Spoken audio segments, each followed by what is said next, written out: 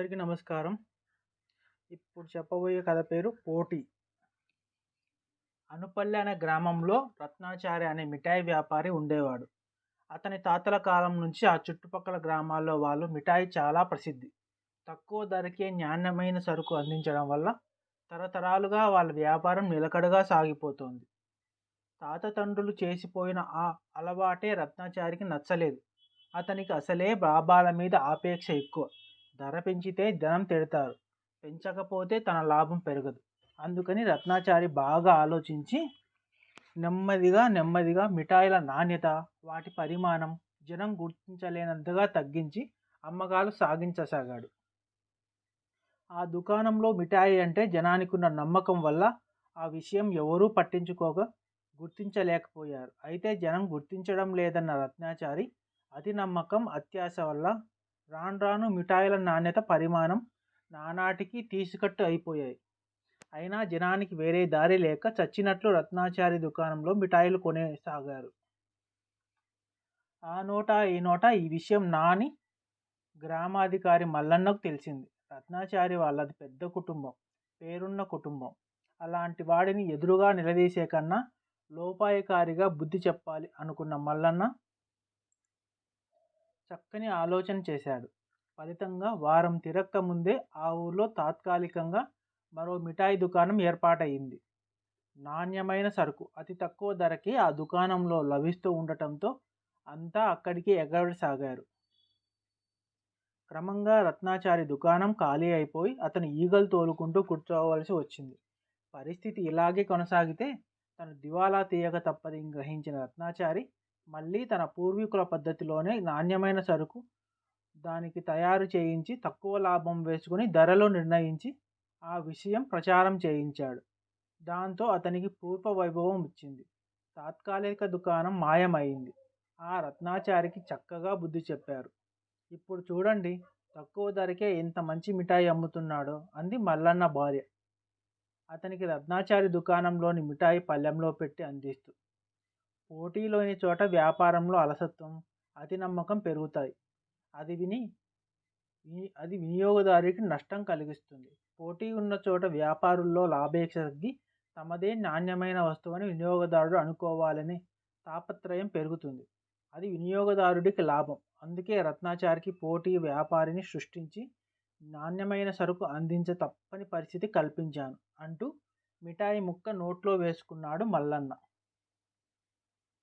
కథ సమాప్తం. కథ నచ్చితే ఇప్పుడు చెప్పబోయే కథ పేరు అహంకారం. చాలా కాలం కిందట కుముదుడనే మహర్షి విష్ణువును కూర్చి ఘోర తపస్సు చేశాడు. కొంతకాలానికి విష్ణువు లక్ష్మీ సమేతుడై ఆయనకు ప్రత్యక్షమయ్యాడు. సాష్టాంగ నమస్కారం చేసి చేతులు జోడించి ఎదుట నిలబడిన కుముదుడిని ఏమి వరం కావాలో కోరుకోమన్నాడు మహావిష్ణువు. ఏ కోరికలు లేకుండా కేవలం విష్ణు దర్శనం కోసమే కుముదుడు తపస్సు ప్రారంభించాడు. అలాంటి స్థితిలో విష్ణువు వరం కోరుకోమనేసరికి అతడు తికమక పడ్డాడు. లక్ష్మీదేవి కుముదుడిని మనస్థితి గ్రహించినదై ఇలా అన్నది: వత్స, నీ భక్తికి మెచ్చాము. అనాలోచితంగా ఇప్పుడే ఏదో వరం కోరుకోనవసరం లేదు. మేము మళ్ళీ మాసం రోజుల్లో నీకు దర్శనం ఇస్తాం. ఈ గడువులో బాగా ఆలోచించు. నీకు కావలసిన వరం ఏదో కోరుకోవచ్చు. లక్ష్మీదేవి ఇలా అనేసరికి కుముదుడు స్థిరచిత్తుడయ్యాడు. మరుక్షణంలోనే మహావిష్ణువు లక్ష్మీ సమేతంగా అదృశ్యమయ్యాడు. కుముదుడు తన తపస్సు ఫలించింది కదా అని మహాదానందం పొంది తరువాత తన ఆశ్రమానికి తిరిగి వచ్చి శిష్యులకు ఈ శుభవర్తమానం తెలిపాడు. గురువుగారు అమోఘి తపశ్శక్తికి శిష్యులంతా అబ్బురపడ్డారు. సాక్షాత్తు ఆ మహావిష్ణువే ప్రత్యక్షమై వరం కోరమన్నా కోరనని కోరుకోని ఆయన త్యాగాన్ని వేణోలా ప్రస్తుతించారు. ఈ 14 బోనాల్లో ఇంత సర్వసంగ పరిత్యాగి మహాభక్తుడు లేడని పొగడనాసాగారు. ఈ పొగడ్తలతో కుముదుడిలో అహంభావం పెరిగింది.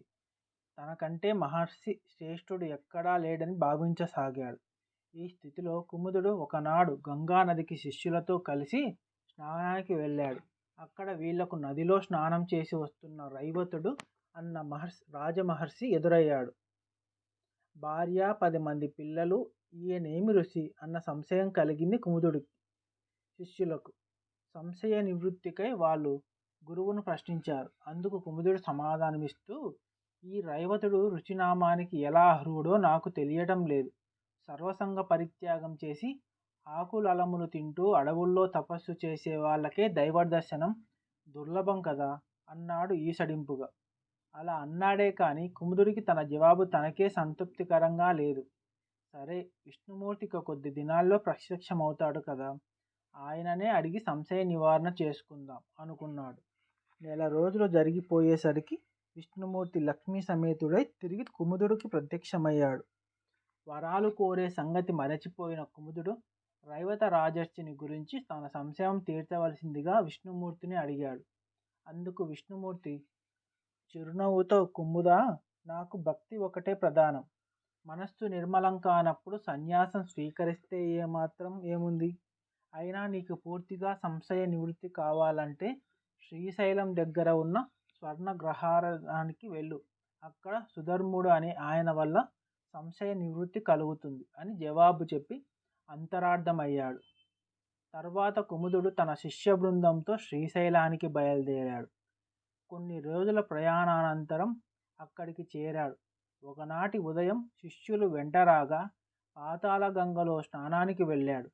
అందరూ స్నానాలు చేస్తున్న సమయంలో ఒక ముసలి వచ్చి కుముదుడు కాలు పట్టుకుంది. గురువుగారిని ముసలి పట్టుకోవడం చూసిన శిష్యులు భయకంపితులై కేకలు వేయసాగారు. కానీ కుముదుడు నిర్భయంగా ఆ ముసలికేసి తీవ్ర దృక్కులతో చూశాడు. అతని తపోశక్తి వల్ల మరుక్షణమే ముసలి గిలగిలా కొట్టుకొని ప్రాణాలు విడిచింది. ఈ సంఘటనతో కుముదుడిలోని అహంభావం మరికాస్త వృద్ధి అయింది. 1-2 రోజుల తర్వాత కుముదుడు స్వర్ణ అగ్రహారానికి వెళ్ళాడు. తీరా ఆయన అక్కడికి వెళ్ళేసరికి సుధర్ముడు ఇంట లేడు. సుధర్ముడి భార్య ఆ సమయంలో తలుపు పక్కనే కూర్చుని ఒక పాత చీర చురుగులు కుట్టుకుంటోంది. కుముదుడిని చూసి భర్త వచ్చే వరకు ఆ బయట అరుగు మీద కూర్చోవలసిందిగా చెప్పింది. తన వంట గొప్ప రుచిని తగిన మర్యాద జరగలేదని కుముదుడికి చాలా కోపం వచ్చింది. తలుపు చాటున కూర్చొని ఉన్న సుధర్ముడి భార్యకేసి తీవ్ర దృక్తులతో చూశాడు. కానీ ముసలిలాగా ఆమె గిలగిలా తన్నుకొని కింద పడిపోలేదు. దీనితో కుముదుడికి తన తపోశక్తి మీద కొంత అపనమ్మకం ఏర్పడింది. అంతలో సుధర్ముడు అక్కడికి వచ్చి అతిథులనందరినీ గృహంలోకి ఆహ్వానించాడు. కాసేపటికల్లా వంట సిద్ధం చేసి అందరికీ భోజనం వడ్డించింది సుధర్ముడి భార్య. కుముదుడు విస్తరి ముందు కూర్చున్నాడు. వంటకాలు ఏ కారణం చేతనో చాలా చల్లగున్నాయి. కుముదుడికి చాలా కోపం వచ్చింది. అతడు హేళనగా, సుధర్మ, వంటకాలన్నీ తగిన వేడిమిగా ఉన్నాయి అన్నాడు. సుధర్ముడు కుముదుడి హేళనను గ్రహించాడు. స్వామి, అయితే ఈ విసనకర్రతో విసురుతాను అంటూ చేతనున్న విసనకర్రతో విసరసాగాడు. నిమిషంలో కుముదుడి విస్తరిలోని పదార్థాలన్నీ వేడెక్కి పొగలు విడవసాగినాయి. కుముదుడు ఆశ్చర్యపోయాడు. చెయ్యి కడుక్కునేందుకు బావి దగ్గరకు వెళ్తే అక్కడ మరో వింత దృశ్యం కుముదుడికి కలవరపెట్టింది. బావి గిలక మీద సగం వరకు లాగి వదిలిన చేంతాడు, బావిలో వేలాడుతూ ఉన్న నిండు బొక్కెన అతడి కంటపడినాయి. నీళ్లు చేదుతూ ఉండగా మా వారు పిలిస్తే చేద అక్కడే వదిలి వెళ్ళాను అంటూ సుధర్ముడి భార్య నవ్వుతూ కుముదుడితో చెప్పింది. తనకంటే గొప్ప తపశ్శాలి లేడని, సంసార కూపంలో పడి ఉన్న వాళ్ళు అల్పులని భావించే కుముదుడికి గర్వభంగమైంది. అతడు చేతులు జోడించి నమస్కరించి సుధర్ముడికి, సుధర్మ, మీరు మహనీయులు. సర్వసంగ పరిత్యాగులై తపస్సు చేయని వారికి కూడా మోక్షం ఉంటుందా అని అడిగాడు. అందుకు సుధర్ముడు, కుముద, నిర్మలమైన మనస్సుతో దేవుడిని ఎక్కడ ఉండి ప్రార్థించినా ముక్తి లభ్యమవుతుంది. అడవులలో కందమూలాలు తింటూ ముక్కు మూసుకు కూర్చున్న నిర్మలమైన మనస్సు లేని అహంకారికి మోక్షద్వారం తెరవబడదు అని చెప్పాడు. కుముదుడి సంశయ నివృత్తి కలగటమే కాక అహంకారం కూడా నశించింది. ఆనాటి నుంచి నిర్మల చిత్తంతో భగవద్ధ్యానం చేసి ముక్తి పొందాడు. కథ సమాప్తం. ఇప్పుడు చెప్పబోయే కథ పేరు ఇంటి పెత్తనం. పూర్వం ఒక ఊర్లో దండపాణి అనే గృహస్థు ఒకడు ఉండేవాడు. ఆయన భార్య పేరు భద్ర. వారికి 4 కుమారులు. 4కి వివాహాలు జరిగి భార్యలు కాపురాలకు వచ్చారు. భద్రమ్మ ఇంటి పెత్తనంలో చాలా సమర్థురాలు. కానీ తదనంతరం తన నలుగురు కోడళ్లలో ఎవరు తన స్థానం స్వీకరించగలుగుతారా అని ఆవిడకు బెంగ పట్టుకుంది. తన భార్య విచారం గ్రహించి దండపాణి నలుగురు కోడళ్లను పరీక్షించుకొనుకున్నాడు. ఒక్కొక్క కోడలిని పిలిపించి తలా 5 వడ్ల గింజలు ఇచ్చి తాను తిరిగి అడిగేదాకా వాటిని భద్రపరిచి పెట్టమని హెచ్చరించాడు. పెద్ద కోడలు ఉజ్జిక ఈ విధంగా ఆలోచించింది. తమ ఇంటి నిండా ఎప్పుడూ ధాన్యం ఉండనే ఉంటుంది. మామగారు ఏ క్షణాన 5 వడ్ల గింజలను తిరిగి ఇమ్మని అడిగినా గాదెలోంచి తీసుకుపోయి ఇవ్వవచ్చు. ఈ భాగానికి ఈ వడ్ల గింజలను భద్రపరచడమేమిటి? ఇలా అనుకుని ఉజ్జిక మామగారు ఇచ్చిన 5 వడ్ల గింజలు అవతల పారేసింది. రెండో కోడలు భోగవతి కూడా ఉజ్జికలాగే ఆలోచించింది. అయితే ఆమె తన వంతు వడ్ల గింజలను అవతల పారేయడానికి బదులు పొట్టు ఒలిచి నోట్లో వేసుకుంది. మూడవ కోడలు రక్షిత మామగారిచ్చిన వడ్ల గింజలను భద్రంగా పొట్లం కట్టి తన పెట్ట అడుగున దాచింది. నాలుగవ కోడలు రోహిణి ఈ విధంగా ఆలోచించింది. మామగారిచ్చిన ఈ గింజలను తిరిగి ఎప్పటికి అడుగుతారో తెలియదు. వడ్ల గింజలు భద్రం చేసేది తినటానికి లేదా నాటడానికి. ఈ 5 గింజలు తినటానికే మూల. అందుచేత వీటిని భద్రం చేయటం అంటే తిరిగి తరుణం వచ్చినప్పుడు నాటడమే. ఇలా అనుకొని రోహిణి తన మామగారిచ్చిన వడ్ల గింజలను పుట్టింటికి పంపి పొలంలో నాటేయించింది. రోహిణి పుట్టింటి వారు ఆ 5 గింజలను నాటి 5 వరి మొక్కలు పెంచారు. పంట వచ్చాక కోశారు. మరుటడేడు గింజల కోసం కబురు రాలేదు. అందుచేత పంట యావత్తు విత్తనాలుగా ఉపయోగించి మరుసటేడు పండించారు. ఈ విధంగా వరుసగా 5 ఏళ్ళు గడిచాయి. ఏమండి, నేను చూస్తే పెద్దదాన్నయిపోయాను. ఇక ఇంటి పెత్తనం నా వల్ల కాదు. కోడళ్లలో ఎవరికి పెత్తనం అప్పగించాలో తేల్చి చెబుతానన్నారు. 5 ఏళ్ళు గడిచినాయి. ఇకనైనా ఏదో విధంగా నిర్ణయించండి అన్నది భద్రమ్మ తన భర్తతో. దండపాణి సరేనని తాను దాచమని ఇచ్చిన 5 వడ్ల గింజలను తిరిగి తీసుకురమ్మని కోడళ్లను అడిగాడు. పెద్ద కోడలు ఉజ్జిక, భోగవతి కూడా గాదెలోంచి 5 వడ్ల గింజలు తెచ్చి వాటిని మామగారి ఎదుట పెట్టారు. మూడవ కోడలు రక్షిక తన పెట్టె అడుగున నుంచి పొట్లం తీసి నల్లబడిన వడ్ల గింజలను తీసుకువచ్చి మామగారికి ఇచ్చింది. దండపాణి వాటి కేసి చూసి ఇవి నిజంగానే నేనిచ్చినవే అన్నాడు ఉజ్జిక. భోగవతి తెచ్చిన గింజలు కొత్త పంటవి కనుక బంగారం రంగులో ఉన్నాయి. ఇవి నేనిచ్చిన గింజలు కావు. ఏం జరిగింది నిజం చెప్పేయండి అని దండపాణి పెద్ద కోడలను అడిగారు. వారు గత్యంతరం చేసిన పని చెప్పివేశారు. దండపాణి కడసారి కోడలు రోహిణితో, ఏవమ్మా, నేను నిన్ను దాచమని ఇచ్చిన గింజలు ఏవి అని అడిగారు. వాటిని మా పుట్టింటికి పంపాను. రావటానికి 1 నెల రోజుల వ్యవధి కావాలి. 2 రోజులు గడివివ్వండి అన్నది రోహిణి. సరేనన్నాడు దండపాణి. 2 రోజుల కల్లా రోహిణి పుట్టింటి వారు ఊరి నుంచి 50 బళ్ళ మీద ధాన్యపు బస్తాలు దిగాయి. వాటిని చూసి అందరూ నివ్వెరపోయారు. 5 ఏళ్ల క్రితం 5 గింజలను సరిగా భద్రం చేయటం వల్ల 50 బళ్ళ ధాన్యం తయారైంది. గమనించావా? ఇంటి పెత్తనం నీ ఆఖరు కోడలు రోహిణికే ఇవ్వు. ఇంట్లో ఏ వస్తువు ఎలా భద్రం చేయాలో ఆమెకు బాగా తెలుసు అన్నాడు దండపాణి తన భార్యతో. మిగిలిన ముగ్గురి మాట ఏమిటి? వారికి కూడా ఏదైనా పని చూపించవద్దా అన్నది భద్రమ్మ. ఉజ్జిక పనికిమాలిన వస్తువులు పారబోసే మనిషి. చెత్తా చెదారము ఊడ్చి ఇంట్లో శుభ్రంగా ఉంచే పని ఆమెకివ్వు. భోగవతిది చేతికి దొరికిన వస్తువును అనుభవించే గుణం. ఆమెకి వంట ఇంటి పెత్తనం ఇవ్వటం మంచిది.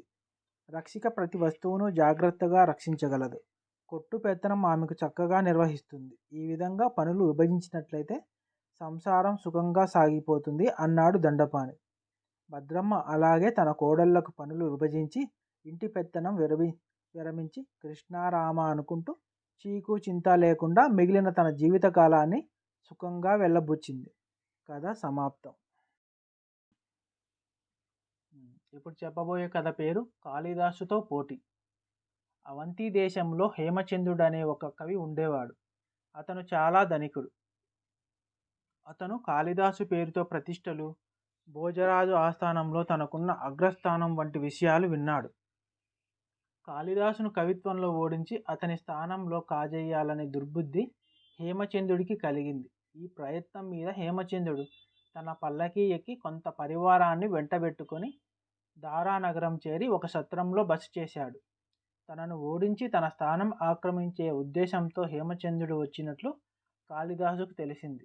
అతను ఈ హేమచంద్రుడి శక్తి ఏపాటిదో చూద్దామనే ఉద్దేశంతో బోయి వేషం వేసుకొని హేమచంద్రుడి బస ముందున్న బోయిలలో చేరాడు. కొద్దిసేపట్లో హేమచంద్రుడి ఇంటి బయటికి వచ్చి ఒరే బోయిలు అని కేక పెట్టాడు. మిగిలిన వాళ్ళతో పాటు కాళిదాసు కూడా ముందుకు వచ్చాడు. హేమచంద్రుడు పల్లకిలో ఎక్కి కూర్చోగానే ముందు వైపు 2 బోయీలు, వెనక వైపున 2 బోయీలు పట్టి పల్లకి ఎత్తారు. ముందున్న ఇద్దరిలో ఒకరు కాళిదాసు. పల్లకి సాగిపోతున్నది. పల్లకి మోత కొంచెమైనా అలవాటు లేని కాళిదాసు మాటిమాటికి భుజం మార్చుకోసాగాడు. ఇది గమనించి హేమచంద్రుడు ఆయా మండోలిక దండ స్కందం కిత బావదది, పల్లకి బొంగు నీ భుజాన్ని బాధిస్తున్నదా ఏం అని అడిగాడు. హేమచంద్రుడు అన్న మాటల్లో ఒక వ్యాకరణ దోషం ఉంది. బాధతే అనవలసినదిగా అతను బాధతి అన్నాడు. ఈ అపశబ్దం విని కాళిదాసు మండిపోయి నా బాధతే తదా మాం హియాదా బాధతే నీవు ప్రయోగించిన బాధతి బాధించినంతదిగా నన్నది బాధించడం లేదు అని ఎత్తి పొడిచాడు. బోయికి ఇంత పాండిత్యం ఉన్నదా అని హేమచంద్రుడికి ఆశ్చర్యం కలిగి ఏమోయ్ నీకింత భాషాజ్ఞానం ఎలా కలిగింది అని కాళిదాసును అడిగాడు. అయ్యా నేను కాళిదాసు గారి పల్లకి మోస్తుంటాను. ఆయన శిష్యులకు పాఠాలు చెప్పేటప్పుడు 4 ముక్కలు నా చెవిన పడతాయి గాని నాకు భాషాజ్ఞానం ఏమీ లేదు అన్నాడు కాళిదాసు. కాళిదాసు పల్లకి మోసేవాడికే ఇంత పాండిత్యం ఉంటే కాళిదాసుకెంత ఉండాలి అనుకుని హేమచంద్రుడు కాళిదాసును స్వయంగా చూడటానికి బయలుదేరాడు. హేమచంద్రుడు తన ఇంటికి వస్తున్నాడని తెలిసి కాళిదాసు ఒక నౌకరు వేషం వేసుకుని తలవాకిలి వద్ద నిలబడ్డాడు. హేమచంద్రుడు కాళిదాసు గారున్నారా అని అడిగాడు. వెంటనే కాళిదాసు నకలిన కలీన లైలయ సమయనున్న మయన్నవం హయం నిరగ దొరగారి రంహస పుర గారుత్మక గోపురద్రుహి, కొత్త గుర్రం ఎక్కి చేతిలో కళ్ళం పట్టుకొని లాగుతూ వదులుతూ గరుత్మంతుడి వేగంతో పట్టుకొని పచ్చల గోపురం దాటి బయటకు వెళ్ళాడు అని చెప్పాడు. కాళిదాసు వాకిట కాపలా కాసేవాడి ఇంత కవి అయితే కాళిదాసుని మనం ఓడించేదేమిటి అనుకొని హేమచంద్రుడు ఆనాడే అవంతి నగరానికి వెళ్ళిపోయాడు. కథ సమాప్తం. ఇప్పుడు చెప్పబోయే కథ పేరు సూది తెచ్చిన సౌభాగ్యం. కోసల దేశంలో 3 మిత్రులు ఉండేవారు. వారిలో నందుడు, సునందుడు అనేవారు ధనికులు. 3వ వాడు ఆనందుడు గర్భదరిద్రుడు. అతను తాళ్ళు పెనుకొని జీవించేవాడు. అతన్ని ఏ విధంగానైనా ధనికుని చేయాలని నందుడు, సునందుడు ఆలోచన చేశారు. పెట్టుబడికి కొంత ధనం ఉన్నట్లయితే ఎవరైనా ధనికుడు కావచ్చు కనుక ఆనందుడికి కొంత మూలధనం ఇద్దాం అన్నాడు నందుడు. ఎంతమంది ధనికులు దరిద్రులైపోవడం లేదు, కలిసి వచ్చినట్లయితే పెద్ద పెట్టుబడి లేకుండానే ధనికుడైపోవచ్చు అన్నాడు సునందుడు. తన మాట నిజమని రుజువు చేయటానికి నందుడు ఆ మరునాడు ఆనందుడికి 200 మాడలిచ్చాడు. వాటితో ఏదైనా వ్యాపారం చేసుకొని ధనం సంపాదించమని చెప్పాడు. ఆనందుడు సంతోషించి ఆ 200 మాడలలో 10 ఖర్చుకు గాను తీసి మిగిలినవి తన తలపాగాలోని భద్రంగా మూటగట్టి ఇంటికి వచ్చాడు. ఇంటికి వెచ్చాలు కొనటానికి సంతకు బయలుదేరాడు. దురదృష్టవశాత్తు దారిలో ఒక పక్షి ఎటునుంచో వచ్చి ఆనందుడి తలపాగాలో మూట చూసి అది ఏదో ఉన్నదనుకొని తన్నుకుపోయింది. 190 మాడలు లెక్కలు వచ్చి ఎగిరిపోయినందుకు ఆనందుడు చాలా విచారించాడు. తరువాత కొద్ది రోజులకు నంద, సునందులు ఆనందుడి ఇంటికి వచ్చి తమ స్నేహితుడి పరిస్థితిలో మార్పు లేనందుకు కారణం అడిగారు. నా అదృష్టం బాగాలేదు, డబ్బంతా తలపాగాలో చుట్టుకున్నాను, కానీ ఏదో పక్షి వచ్చి తన్నుకుపోయింది అన్నాడు ఆనందుడు విచారంగా. ఈ వృత్తాంతం నందుడు నమ్మాడు కానీ సునందుడు నమ్మలేదు. ఆనందుడు ఆ డబ్బును దుర్వినియోగపరిచి ఉంటాడనుకున్నాడు. నందుడు మాత్రం ఆనందుడికి మరొకసారి 200 మాడలిచ్చి ఈసారైనా డబ్బును కాస్త భద్రంగా ఉంచుకొని దాని సహాయంతో ధనం సంపాదించు అని సలహా ఇచ్చాడు. ఈసారి ఆనందుడు తనకు కావలసిన మాడలు తీసుకొని మిగిలినవి తవుడు తట్ట అడుగున భద్రంగా దాచి ఇంటికి కావలసిన సంబారాలు పట్టుకువద్దామని మళ్ళీ సంతకు వెళ్ళాడు. అతను తిరిగి వచ్చేసరికి తవుడు తట్ట కనపడలేదు. భార్యను అడిగాడు. ఉప్పు అమ్మకానికి వచ్చింది. దగ్గర డబ్బులు లేవు. అందుకని తవుడు తట్ట అమ్మి 2 సేర్లు ఉప్పు తీసుకున్నాను అన్నది. ఆనందుడి భార్య ఆనందుడికి పట్టరాని దుఃఖం కలిగించింది. తనకు జీవితంలో డబ్బు దక్కించుకునే యోగం లేదని అతడు తేల్చుకున్నాడు. మరి కొద్ది రోజుల తర్వాత నంద నందసునందులు మళ్ళీ అక్కడికి వచ్చి జరిగిన సంగతి విన్నారు. ఆనందుడు ఎప్పటికన్నా దరిద్రుడుగానే కనిపించాడు. అతడు బట్టలు చిరుగులు కూడా కుట్టుకోలేదు. కారణమేమంటే ఇంట్లో సూది కూడా లేదని చెప్పాడు. అప్పుడే బజారులో సూదుల పట్లం కొన్న సునందుడు ఆనందుడికి ఒక సూది ఇచ్చి, దీన్ని ఉపయోగించి నీ భార్య చేత చిరుగులు కుట్టించుకో అన్నాడు. తర్వాత నందసునందులు వెళ్ళిపోయారు. ఆ రోజు రాత్రి పక్క ఇంటి బెస్తవాడి భార్య ఆనందుడి భార్య వద్దకు వచ్చి, అక్కా, మీ ఇంట్లో సూది ఉంటే కాస్త ఇస్తావా? రేపు ఉదయమే మా వాళ్ళు వలలు పట్టుకొని చేపలు పట్టుకోపోతున్నారు. వల బాగు చేసుకోవాలి. వలలో మొదట పడిన చేపలు మీకిస్తాంలే అన్నది. ఆనందుడి భార్య ఆమెకు ఇంట్లో ఉన్న సూది అరువు ఇచ్చింది. మర్నాడు సాయంకాలం చేపలతో తిరిగి వచ్చిన బెస్తవాడు ఆనందుడి ఇంటికి ఒక పెద్ద చేపను పంపాడు. కూర వండుదామని ఆనందుడి భార్య ఆ చేపను కోసేసరికి అందులో ఒక పెద్ద గాజు ముద్ద లాంటిది దొరికింది. ఆ గాజు ముద్దతో ఆనందుడి పిల్లలు వీధిలో ఆడుకుంటుండగా చూసిన నగల వర్తకుడు ఉన్న పలానా ఆనందుడి దగ్గరకు వచ్చి, ఆ గాజు ముక్క నాకు అమ్ముతావా ఆనందయ్య? 100 మాడలిస్తాను అని అడిగాడు. అది చాలా విలువైన గాజు పెంక అయి ఉండాలి. అనుమానం కలిగి ఆనందుడు దానిని అమ్మేందుకు నిరాకరించాడు. ఆ రోజే దానిని నగరానికి పట్టుకుపోయి రత్నాల వర్తకులకు చూపించాడు. నిజానికి అదొక అమూల్యమైన వజ్రం. దానిని పెద్ద వర్తకుడు 20,000 మాడలిచ్చి కొనుక్కున్నాడు. ఆ ధనంతో ఆనందుడు ఇండ్లు దొడ్లు కొన్నాడు. తాళ్ళు పేనటానికి కర్రలతో యంత్రాలు చేయించాడు. తాళ్ళ పరిశ్రమ ఏర్పాటు చేశాడు. ధనికుడైనాడు. ఆనందుడు అకస్మాత్తుగా ధనికుడైన వార్త తెలియగానే అతని మిత్రులు నందసునందులను అతనిని చూడ వచ్చారు. నేనిచ్చిన డబ్బు పెట్టుబడి పెట్టి నీవు ధనికుడవయ్యావు, అవునా అన్నాడు నందుడు. ఆనందుడు జరిగినదంతా పూసగుచ్చినట్లు మిత్రులకు చెప్పాడు. కాలం కలిసి వచ్చేసరికి నేనిచ్చిన సూదితోనే ఆనందుడు ధనం సంపాదించాడు చూశావా అన్నాడు సునందుడు. ఈసారి నందుడికి నమ్మకం కలగలేదు.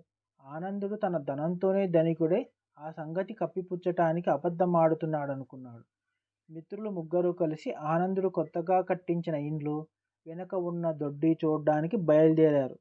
వారు దొడ్లోకి వెళ్ళేసరికి ఆనందుడి పిల్లలు ఒక చెట్టు ఎక్కి దాని మీద ఉన్న పక్షిగూడు కింద పడేశారు. అందులో ఆనందుడి తలబాగా కనిపించింది. దాని చెంగున మూట కట్టి ఉన్న 190 మాడలు దొరికాయి. వారక్కడి నుండి బయలుదేరి గొడ్ల సావిడికి వచ్చారు.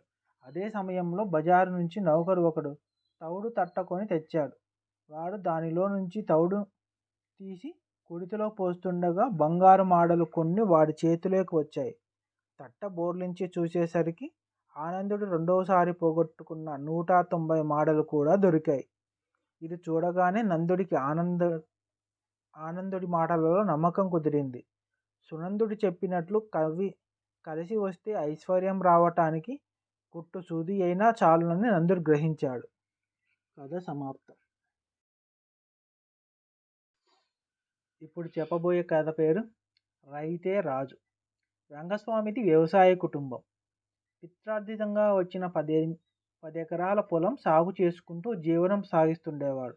ఇప్పుడు ఒక సమస్య వచ్చి పడింది. ఎదుగుతున్న పిల్లలు మంచి చదువు కోసం పట్నం పోదామని ఒత్తిడి చేస్తున్నారు. అందుకు భార్య సుగుణ కూడా ఒత్తాసు పలికింది.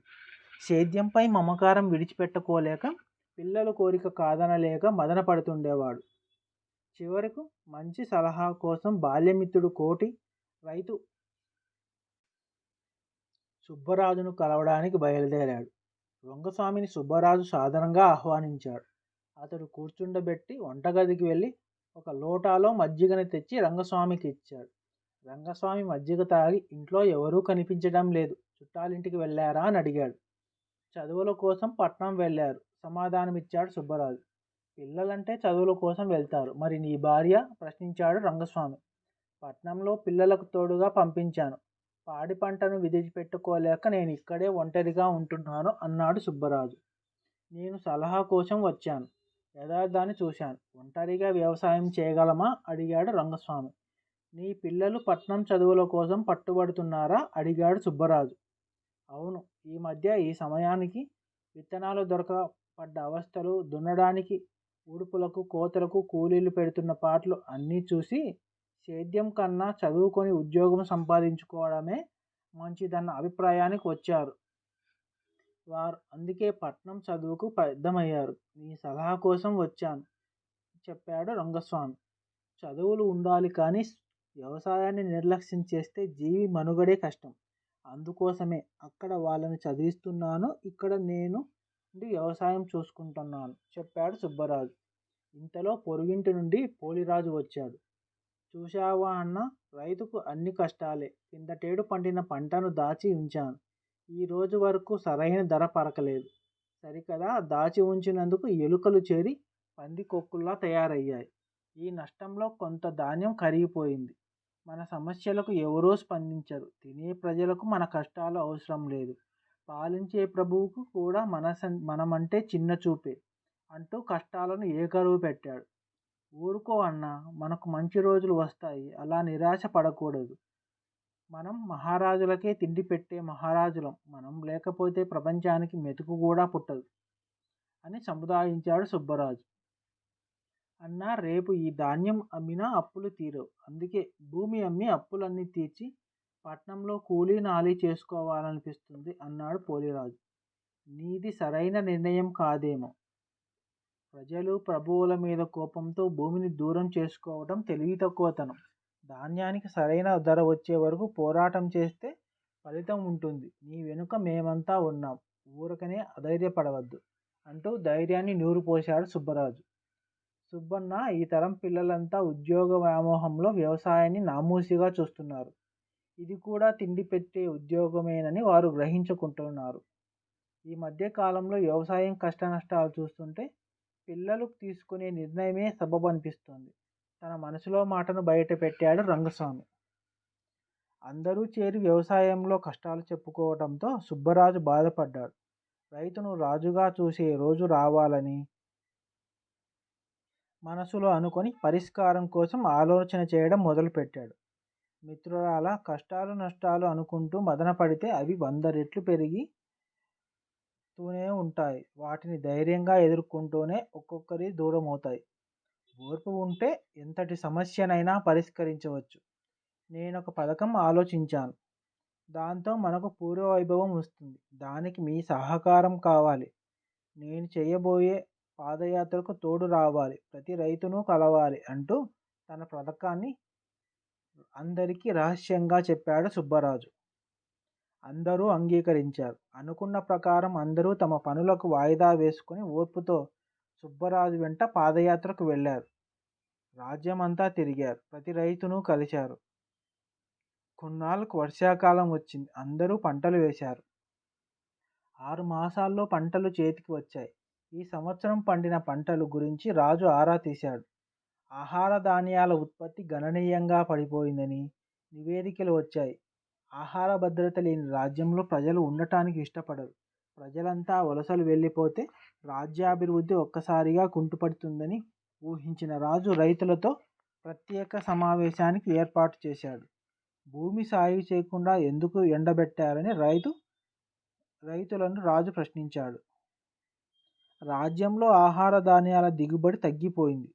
వర్షాలు కురిశాయి. ప్రభుత్వ పరంగా అన్ని వసతులు కల్పించాం. అయితే మీరు మటుకు మీ కుటుంబాలకు సరిపోయే ధాన్యాన్ని పండించుకొని మిగతా భూమిని సాగు చేయకుండా విడిచిపెట్టారు. మీ వలన రాజ్యంలో ఆహార ధాన్యాల కొరత ఏర్పడింది. ప్రజలు ఏమి తిని బతుకుతారనుకుంటున్నారు? అందరూ కలిసి కష్టపడితేనే దేశాభివృద్ధి జరుగుతుంది. మిమ్మల్ని దేశద్రోహం నేరం కింద ఖైదు చేయించినా తప్పులేదు ఆవేశంగా అన్నాడు రాజు. ప్రభు, ఈ సమయంలో ఆవేశపడే కన్నా ఆలోచన చేయడం మంచిది. ఇలా రైతులు ఎందుకు చేశారో అడిగారా? ధైర్యంగా ప్రశ్నించాడు సుబ్బరాజు. అప్పుడు రాజు రైతులతో ఆలోచనలో పడ్డాడు. మేలు చేసిన ప్రభుత్వంపై కక్ష సాధించాలనుకుంటున్నారా అంటూ ఒక మెట్టు కిందికి దిగాడు. ఎదుటివాడికి చేసిన సాయమే వ్యవసాయం. మా కష్టానికి తగ్గ ఫలితం ఉన్నా లేకపోయినా ఎదుటివారికి తిండి గింజలు అందించడమే మాకు తెలుసు. సాయం చేసిన చేతులకు కక్ష సాధింపులు తెలియవు. రైతు రాజ్యానికి శ్రీరామ రక్ష. అటువంటి రైతును నిర్లక్ష్యం చేస్తున్నారు. అభివృద్ధి అంటూ అన్ని రంగాలను ప్రోత్సహిస్తున్నారు, ఒక్క వ్యవసాయ రంగాన్ని తప్ప. అందుకే సమాజానికి రైతంటే చిన్నచూపు ఏర్పడింది. చివరికి మా పిల్లల పెళ్ళిళ్ళకు కూడా ఈ వ్యవసాయమే అడ్డంకిగా నిలుస్తున్నది. మాకే విలువ లేనప్పుడు మేము ఎవరి గురించి కష్టపడాలి? మేమంటే ఏమిటో తెలియజేయడానికి ప్రతి రైతు కూడా తమ కుటుంబాలకు సరిపోయే ఆహార ధాన్యాలను మాత్రమే పండించి నిరసన తెలియజేశారు అంటూ వివరించాడు సుబ్బరాజు. సమాజంలో రైతు స్థానాన్ని పదిలపరచవలసిన అవసరం గుర్తించాను. ఇంతవరకు జరిగిన అనాలోచిత నిర్ణయాలను ఉపసంహరించుకుంటాను. రైతు కన్నెర్ర చేస్తే ఎంత నష్టమో ఇప్పుడు తెలుసుకున్నాను. తిండి గింజలుంటే ప్రజలంతా బాగుంటారు. మీరు బాగుంటేనే ప్రజలకు తిండి గింజలు చేరుతాయి. ఇక నుండి ఉద్యోగం మాదిరి ప్రతి రైతుకు ప్రోత్సాహక జీతం ఇచ్చే చట్టాన్ని రూపొందిస్తున్నాను. రైతులు పండించే ప్రతి ధాన్యం గింజ ప్రభుత్వమే కొనుగోలు చేసేందుకు చర్యలు తీసుకుంటాను. ఇక రైతే రాజు అని ప్రకటించాడు రాజు.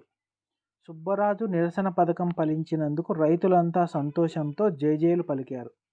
కలసికట్టుగా ఉండి ఓర్పుతో వ్యవహరించినందుకే వ్యవసాయం పండుగ అయిందని తెలుసుకున్నారు. రైతుల సమస్యలు ఒక్కొక్కటిగా పరిష్కారం కావడం మొదలైంది. భారతీయ ఆర్థిక వ్యవస్థలో వ్యవసాయానికి గౌరవం లేదు. ఆంధ్రప్రదేశ్లోని తీర ప్రాంత రైతులు ఒక పూర్తి పంట కాలంలో లక్షలాది ఎకరాల్లో పంటలు వేయకుండా సెలవు ప్రకటించారు. విత్తనాలు, ఎరువుల పంపిణీ చేయకపోవడం, దళారుల జోక్యం, పంటలకు గిట్టుబాటు ధర లేమి, పెరిగిన సేద్యపు ఖర్చులు వీటికి కారణం. విసిగిపోయిన రైతులు తాము ఐక్యంగా నిలబడి పంటలకు విరామం ప్రకటించారు. ప్రభుత్వం వారితో చర్చలు దిగినప్పటికీ పంటలు వేసి అదును తప్పిపోయింది. ఈ విషాద పరిస్థితికి చలించిపోయి నేపథ్యంలో ఈ కథ పుట్టింది. కథ సమాప్తం. పరిశ్రమలకు వేల వేల డబ్బులను ఇచ్చే ఈ ప్రభుత్వాలు వ్యవసాయానికి మాత్రం డబ్బులు ఇవ్వడానికి వెనకాడుతూ ఉంటాయి. వ్యవసాయానికి డబ్బులు ఇస్తే వాళ్ళని ఊరికే కూర్చోబెట్టి తినేలాగా చూస్తారు. అదే పరిశ్రమలకు మాత్రం కోట్ల డబ్బులు ఇచ్చి వాళ్ళు ఏదో మేలు చేస్తున్నారని ఫీల్ అవుతారు. మనకు పరిశ్రమలు ఎంత ముఖ్యమో వ్యవసాయం అంతే ముఖ్యం. పరిశ్రమలకు కావాల్సిన ముడి సరుకును మనకు కావాల్సింది దొరికేది వ్యవసాయం నుంచే. వ్యవసాయాన్ని నిర్లక్ష్యం చేస్తే పరిశ్రమల మనుగడ కష్టం. అది గ్రహించిన ప్రభుత్వాలే సమృద్ధిని, సంపదను పోగేసుకొని జనాలను మంచిగా చూసుకోగలుగుతాయి. కాని పక్షంలో ఇలాంటి పరిస్థితులు మనం మున్ముందు కాలంలో ఎన్నో చూడవలసి వస్తుంది. ఇప్పుడు చెప్పబోయే కథ పేరు ప్రత్యక్ష సాక్ష్యం. ఒకనాడు కొందరు ఒక చోట చేరి తమ మిత్రుడు మరొకడి మంచి చెడ్డలను గురించి ముచ్చటించుకుంటున్నారు. చాలామంది అతని మంచి గుణాలను గురించి పొగిడిన మీదట ఒక మిత్రుడు, మనవాడు అన్ని విధాలా మంచివాడే, సందేహం లేదు, వాడికి 2 అవలక్షణాలున్నాయి అన్నాడు. ఏమిటవి అని అడిగారు మిగిలిన వాళ్ళు. ఒక దురాగ్రహము, 2 దుస్సాహసమును అన్నాడు మిత్రుడు. అప్పుడే అక్కడికి వస్తున్న ఆ వ్యక్తి తనను గురించి ఈ విమర్శ వింటూనే గబగబా వచ్చి విమర్శించిన వాడు గొంతు పట్టుకుని, బుర్ర తక్కువ వెధవ, నాకు దురాగ్రహం అంటారా, గొంతు పిసికేస్తానన్నాడు. ఏమిటనుకుంటున్నావు అని చంపబోయినంత పని చేశాడు. మిగిలిన స్నేహితులు అతన్ని విడిపించి, నీకు దురాగ్రహము, దుస్సహనము ఉన్నట్లు నువ్వే రుజువు చేసుకుంటున్నావులే అని హేళన చేశారు. కథ. ఇప్పుడు చెప్పబోయే కథ పేరు నిజమైన నిధి. కంచిపేట గ్రామంలో కబీరుదాసు అనే గురువు వద్ద కొంతమంది శిష్యులు విద్యాభ్యాసం చేస్తుండేవారు. ఒకరోజు గురువుగారు శిష్యగణాన్ని పిలిచి వారికి ఎదురుగా ఆహారం, ఉద్యోగం, విద్య అనే చీటీలు గల 3 పెట్టెల్ని ఉంచాడు. ఆయా పెట్టెల్లో నుంచి తలా ఒక చీటీ తీసుకురమ్మని ఆదేశించాడు. శిష్యులందరూ పెట్టెల చుట్టూ మూగి తమకు నచ్చిన చీటీలు తీసుకున్నారు. కబీర్దాస్ శిష్యులందరినీ చీటీల వారీగా 3 జట్లుగా విడవమని చెప్పాడు. ఆహారం జట్టులో అధికంగాను, ఉద్యోగం జట్టులో అంతకంటే కొద్దిగా తక్కువ మంది ఉండగా, చిత్రంగా విద్య జట్టులో మేధాంశుడు ఒక్కడే ఉండడం గమనించాడు. మేధాంశునితో విద్యను ఎన్నుకోవడానికి కారణం అడగ్గా అతడు, మీలో ఆహారం ఎన్నుకున్న వారికి కేవలం ఆహారం మాత్రమే దొరుకుతుంది. ఉద్యోగం ఎంపిక చేసుకున్న వారికి కొలువు ద్వారా ఆహారం దొరుకుతుంది. కానీ విద్య ద్వారా నాకు ఉద్యోగం, తత్ఫలితంగా ఆహారం, ఇలా మూడూ లభించే అవకాశం ఉంది అని చెప్పాడు. ఈ సమాధానంతో సంతృప్తి చెందిన కబీర్ దాసు తత్మా శిష్యులను ఉద్దేశించి, చిత్తశుద్ధి లేని విద్యాభ్యాసం ఎందుకు పనికిరాదని, విద్య కోసం వచ్చిన మీరు తొలి ప్రాధాన్యత విద్యకే ఇవ్వాలి. మిగిలిన అన్ని విద్య ద్వారా సమకూరుతాయి. అంతెందుకు, ఆ పెట్టెల వంక చూడండి. ఆహారం అన్న పెట్టె చుట్టూ అధిక సంఖ్యాకులు చేరడం వల్ల ఆ పెట్టె పూర్తిగా ఖాళీ అయిపోయి బాగా చిరిగిపోయింది. రెండో పెట్టె కూడా అందుకు తీసిపోని విధంగా ఉంది. ఇక ఎన్నటికీ తరగని నిధి వంటి విద్య అన్న పెట్టె మాత్రం నిండుగా ఉంది. ఆహారం తిన్నాక త్వరగా అరిగిపోతుంది. ఉద్యోగం మీలో జవసత్వాలు ఉన్నంత వరకే నిర్వర్తించగలుగుతారు. కానీ నేర్చుకున్న విద్య మాత్రం మనతో పాటే చివరికంటా మిగిలిపోతుంది. అందుకే విద్యయే నిజమైన యుద్ధము అంటూ శిష్యులకు కనువిప్పు కలిగించాడు.